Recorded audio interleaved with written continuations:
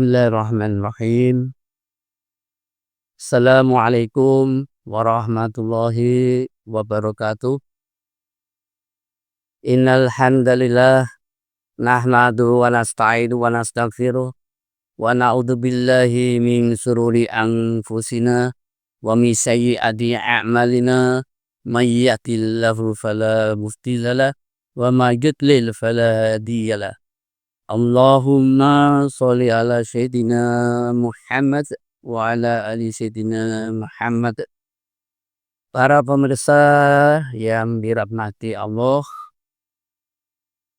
marilah kita tidak henti-hentinya untuk memanjatkan puji syukur kehadirat Ilahi Rabbi, karena sampai saat ini kita telah diberikan berbagai kenikmatan, nikmat Islam, nikmat iman, nikmat kesehatan, nikmat kekuatan, sehingga kita masih mampu menjalankan berbagai ritual-ritual ibadah di bulan suci Ramadan tahun 1446 Hijrah ini.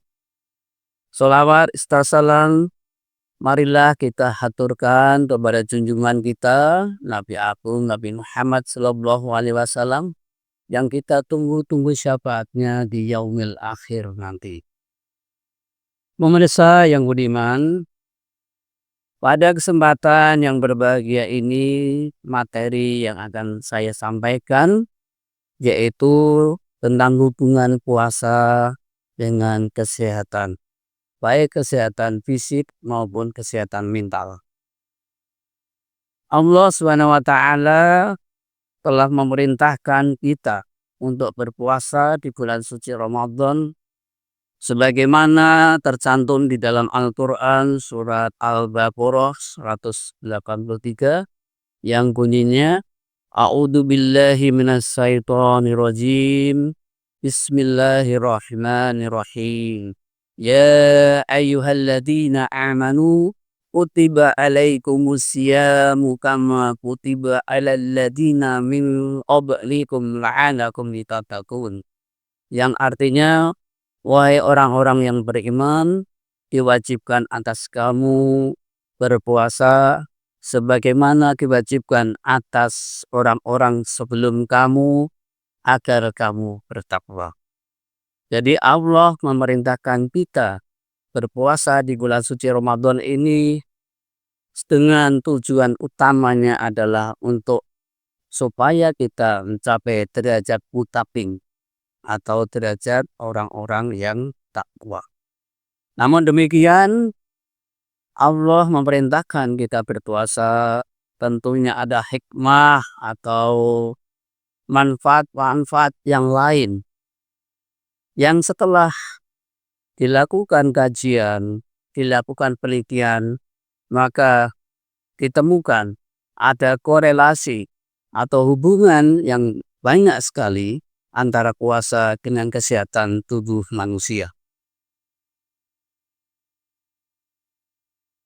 Di dalam beberapa hadis Rasul juga disampaikan bahwa puasa yang kita jalankan secara rutin, terutama di bulan suci Ramadan maupun puasa-puasa sunnah, mempunyai dampak yang positif terhadap kesehatan.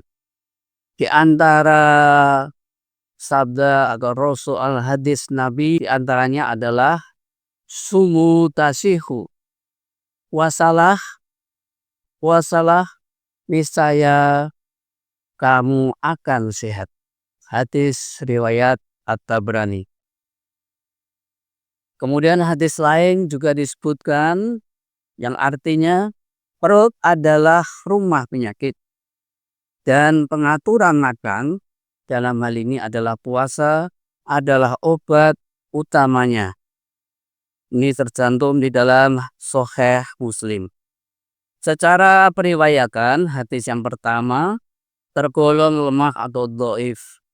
Namun secara substansi, hadis ini tidak bertentangan dengan manfaat ibadah, yaitu untuk meraih kesehatan spiritual dan kesehatan fisik.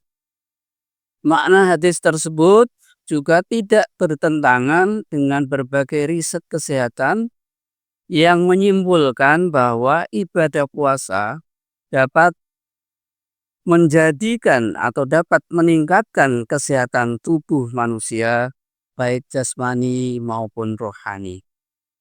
Dampak positif terhadap kesehatan manusia, baik fisik maupun rohani, diantaranya adalah yang pertama, dengan berpuasa insya Allah bisa meningkatkan daya tahan tubuh manusia. Mengapa demikian?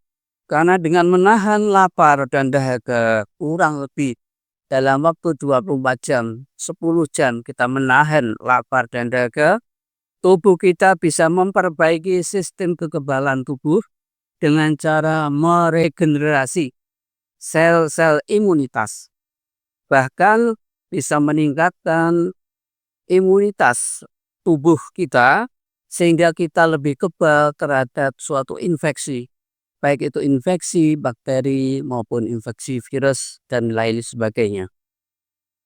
Yang kedua, dengan berpuasa kita bisa mengendalikan nafsu makan. Mengapa demikian? Karena selama berpuasa, produksi hormon grelin. Hormon grelin adalah hormon yang merangsang rasa lapar. Nah, hormon grelin ini pada waktu kita berpuasa, produksinya akan berkurang. Sedangkan yang kebalikannya, tubuh akan meningkatkan hormon leptin. Hormon leptin itu hormon yang memberi sinyal rasa kenyang. Sehingga orang yang terbiasa berpuasa, insya Allah berpuasa sehari, ya mulai dari terbit fajar sampai terbenamnya matahari atau waktu maghrib, insya Allah kita tidak terasa lapar atau tidak terasa dahaga. Tentunya kita juga harus membatasi aktivitas-aktivitas yang sifatnya berat atau di luar ruangan. Yang ketiga, karena tadi kita bisa menahan nafsu makan, insya Allah dengan berpuasa juga bisa menurunkan berat badan, terutama untuk orang-orang yang mengalami kegemukan atau obesitas. Dengan puasa terjadi peningkatan metabolisme tubuh. Dengan berpuasa menekan nafsu makan. Sehingga dengan puasa 1 bulan insya Allah bisa terjadi penurunan berat badan yang signifikan bagi yang memang kegemukan. Tentunya harus disertai makan gizi yang seimbang dan jumlah yang cukup atau tidak berlebihan. Kemudian yang sudah terbiasa melakukan olahraga tetap menjalankan olahraga secara rutin, ya, walaupun olahraga waktu berpuasa tentunya sebaiknya yang ringan-ringan seperti jalan kaki, bersepeda santai dan lain sebagainya. Yang keempat, dengan berpuasa bisa menurunkan tekanan darah dan risiko serangan penyakit jantung. Mengapa demikian? Karena dengan berpuasa insya Allah kolesterol jahat atau LDL kolesterol di dalam tubuh kita akan bisa turun. Kemudian yang kedua, dengan berpuasa pikiran kita menjadi tenang, lebih santai, sehingga tekanan darah juga bisa lebih dikontrol atau diturunkan. Sehingga dengan risiko tadi, dengan faktor LDL kolesterol rendah, tekanan darah yang normal, insya Allah serangan jantung juga bisa berkurang. Yang kelima, dengan berpuasa bisa meningkatkan fungsi otak. Perlu diketahui para pemirsa sekalian yang dirahmati Allah, dengan berpuasa terjadi penurunan proses neurodegeneratif. Sehingga sebagai outcome-nya, kalau orang sedang berpuasa atau kita sedang berpuasa, insya Allah kita bisa berpikir lebih fokus. Kita bisa memperlambat proses-proses penuaan yang ada kaitannya dengan otak. Contohnya kelainan yang disebut demensia atau sering disebut pikun. Dengan berpuasa insya Allah juga penyakit-penyakit yang menyerang otak yang menyerang otak, atau saraf-saraf otak bisa berkurang. Contohnya penyakit ini adalah Alzheimer. Ini juga bisa berkurang. Kemudian manfaat atau dampak positif yang keenam puasa untuk kesehatan adalah dengan berpuasa tubuh kita akan mendetoksifikasi racun-racun yang ada di dalam tubuh kita. Selama kita tidak pernah berpuasa, maka organ pencernaan kita akan selalu bekerja terus-menerus selama 24 jam. Tetapi apabila kita mau menjalankan rutin ibadah wajib pada bulan suci Ramadan, apalagi ditambah dengan ibadah puasa sunnah, Senin Kamis misalnya, insya Allah otak atau pencernaan kita bisa beristirahat. Dalam waktu 24 jam, kalau kita berpuasa, usus atau pencernaan kita diberikan kesempatan untuk istirahat kurang lebih 4-8 jam. Sehingga pada waktu organ pencernaan kita beristirahat, ya, tubuh kita bisa melakukan proses pembersihan racun-racun yang ada di dalam tubuh kita atau proses detoksifikasi. Sehingga racun-racun yang berbahaya untuk tubuh kita bisa dibuang atau dikeluarkan. Dampak yang ketujuh adalah bisa mengurangi proses peradangan. Mengapa demikian? Karena dengan berpuasa terjadi peningkatan suatu zat kimia yang disebut asam arakidonat. Asam arakidonat tersebut bisa menghambat proses peradangan. Sehingga sel-sel tubuh kita yang sehat tetap sehat, tidak mudah rusak. Kemudian kalau ada sel-sel yang akan mengalami sakit, bisa cepat sembuh. Sehingga dengan berpuasa terjadi peningkatan asam arakidonat, sehingga proses-proses peradangan bisa dihambat atau dikendalikan. Sehingga bisa mengurangi berbagai penyakit yang diakibatkan oleh suatu proses peradangan. Contohnya radang pada sendi, pada orang-orang agak lanjut usia biasanya osteoartritis atau poliartritis dan lain-lainnya. Dengan berpuasa juga bisa mengurangi proses radang misalnya pada organ tenggorokan. Bahkan setelah dikaji atau diteliti lebih mendalam, dengan berpuasa juga bisa menekan sel-sel ganas atau sel-sel kanker. Dampak yang ke-8, dengan berpuasa insya Allah bisa memperlambat proses penuaan. Karena dengan berpuasa terjadi peningkatan metabolisme di dalam tubuh kita dan juga terjadi peningkatan regenerasi sel.